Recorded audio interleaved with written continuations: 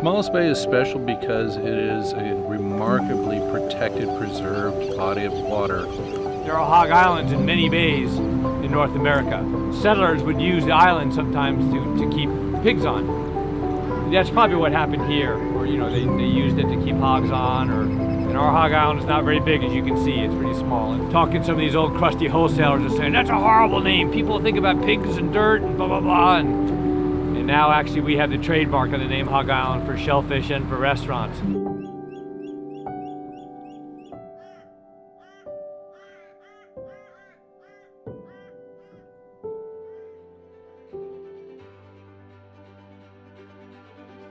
I was into seafood, went to school for marine biology, and oysters were the only seafood I didn't eat.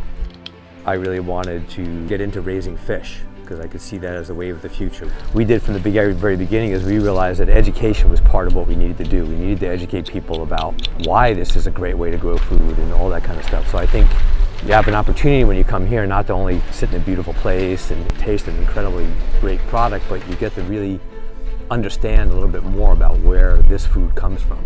And I think everybody needs to understand more about where their food comes from. Early 90s, we realized we had something, we had a reputation already that was building. The market was bigger than we could ever dream of, but still it was a struggle just farming oysters. The big shift was when we did the first restaurant in San Francisco. That really changed the company.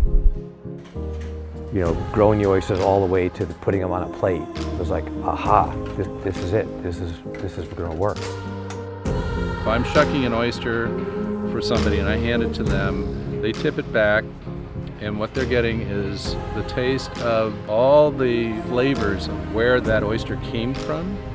At the same time, they're getting the breeze coming across from that body of water, they're getting the smells, they're getting the visuals. It's a full body experience.